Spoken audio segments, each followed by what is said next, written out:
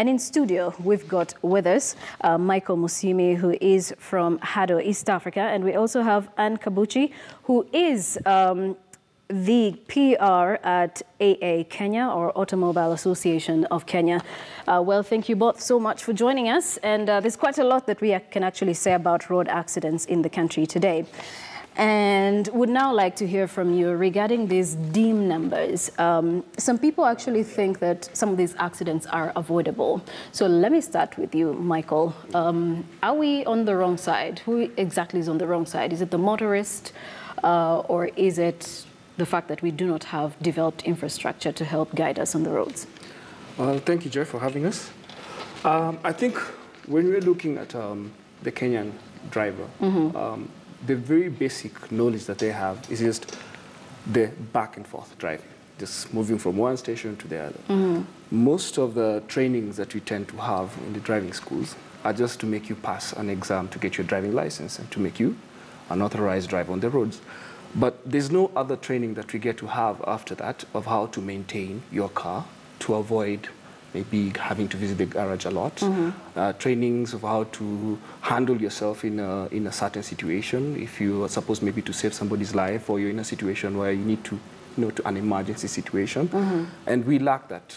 And it's not a priority. I wish it was a situation of where you would actually have to pass the driving license after you've gone through those kind of tests. All right.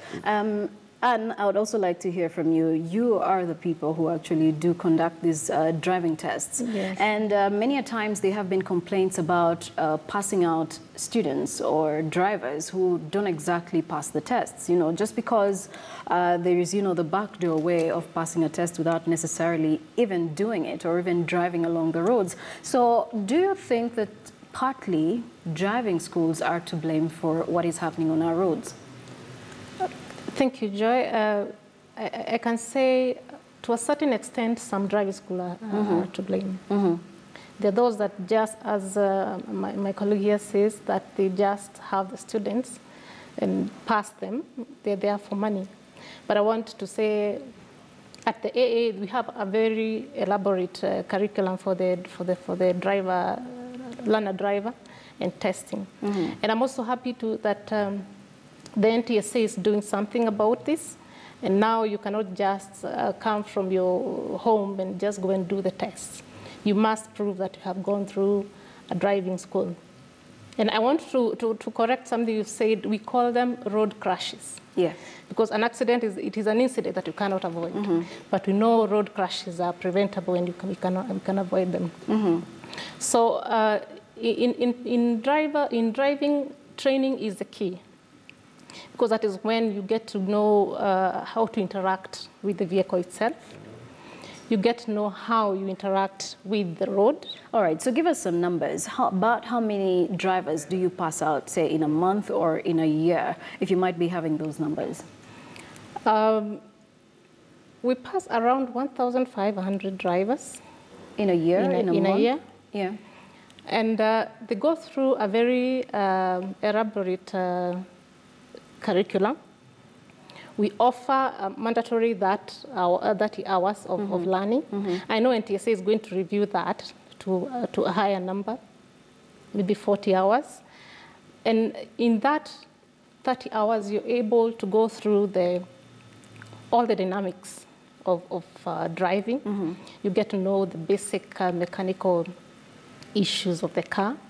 You get to interact with it. You get adequate time to interact with the road, and also get to learn how you also interact with other road users. All right. So let's come back to Michael. Michael, there is quite a huge challenge, and one of the incidences, just like you mentioned, is servicing of vehicles. And let's look at the most recent accident that we had just over the weekend. We did see about 40 people losing their lives. Among them, we had, I guess, the key top security agents in the country who lost their lives. Having to bring back those kinds of the quality of this human workforce that we are losing daily to road accidents takes quite some time. But if you look at the investigations being done, they say that the canter that actually caused this accident lost control. it could have lost its brakes. So what lessons do we pick out of this that we do not want to repeat going forward?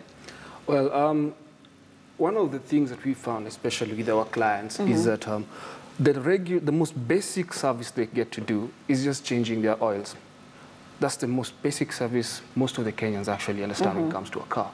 But there are more things that you need to check on. In a full year, you've been using your lubrication oil, your brake lubrication oil. Once you start going long distance, it becomes hotter and it starts losing the qualities of holding enough pressure to make you brake with control. And many other factors also that are meant to be serviced regularly. People don't tend to do that, like with gearbox changing system, oil system, call it the ATF. Right. People hardly change them. They can actually sell a car after using it for a period of 100,000 kilometers without having to change the oil. And the next person uses the car until it breaks down. Now, when it breaks down, you never know. Could be the similar scenario of where you saw the counter, which caused a lot of accidents again, and other aspects of which people need to start learning about how to maintain their car.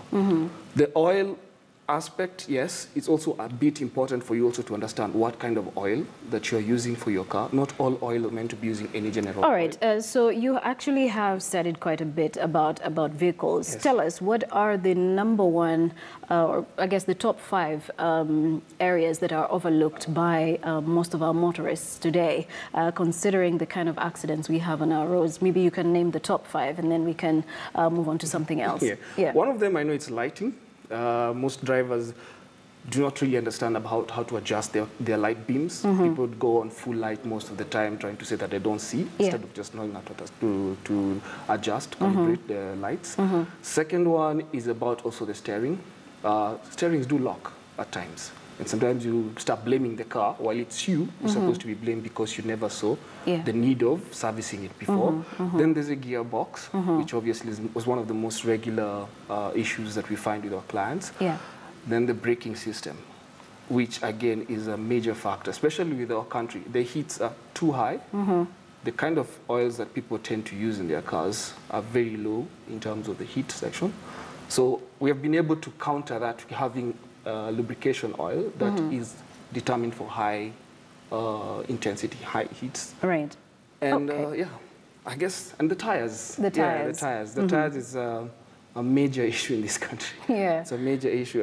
Some people actually want to drive until they can almost not see the layers or the texture on the tires. Exactly. And even the pressure itself can actually cause you to either have decreased car performance, going uphill, up country when you're doing your holidays, you have your own full family packed up, you've carried goods, then you're on low flat tires. The next thing you start having issues with the control, when you're taking corners. All those factors, well, thank you so much for actually enlightening us on that. But Anne, from where you sit, do you think our penalties for traffic defaulters are punitive enough? If not, what exactly do you think needs to be done? I think penalties are just a part of the solution, but they're not the panacea for the road accidents. Because I think there are various aspects in play when it comes to the road accidents. There is the training itself. So how much do you know how to interact with the road and the vehicle? There's also compliance with the traffic rules. And if we only deal with the penalties, it is good that the penalties are there, then they will deter people from flying on the roads.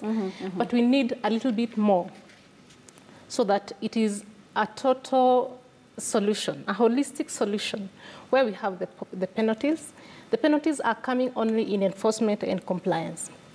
But we also need to invest a lot in the driver training, in driver testing and retesting, which will now enhance the safety on the roads. Because when you invest more in the training and driver testing, then the compliance sorts out itself. You will not have to invest much in the compliance. So yes, it is part of the solution, but not in its entirely entirety. Definitive solution. All right, and as we come to a conclusion, going forward, how exactly do you think every motorist in this country should behave while on the road? Because, you know, lately we've got so many things going on. People are driving, they're taking pictures and sharing them, they're text driving, they're doing all these things, you know. Some of them even break in the middle of the road just to take a picture before they move on with their journeys. So there's a lot that's really going on, and technology, you could say, is part of the problem. But how exactly do you think we need to be responsible drivers? I think one of the aspects of how to look at it is live and respect other drivers more than you actually start respecting yourself. If you do that, you're more likely to respect the road rules, respect how you handle yourself on the road, because you never know, the next person that you're likely to hit could be having a kid on board, you know, and you don't want to live like that. Right. If you don't respect yourself, respect others on the road. All right. So we have the director for North Rift Public Service Vehicles, and I guess the matatus that we see on the roads are some of the #1 annoying bit on our roads. Joseph Ngigi, thank you so much for joining us by phone. What measures have you put in place to make sure that your drivers adhere to the traffic rules in the country today? Okay, first of all, okay, as you said, my name is Joseph Gige, and I'm the chairman, and I'm also included with the people who are doing the mobile, with the mobile. We have a mobile vehicle, which I'm always there to see how the operation is. Right. So part of my job is to look about the operation, how the operation is going on. And we have taken measures because right now we have introduced 2 vehicles for patrol. And these vehicles comes from Maraba, all the way coming to Naivasha. The other one coming from Nairobi. The other one coming from Nairobi to Naivasha. And we have taken some measures since actually on our road in Kenya, we have so many problems on our road.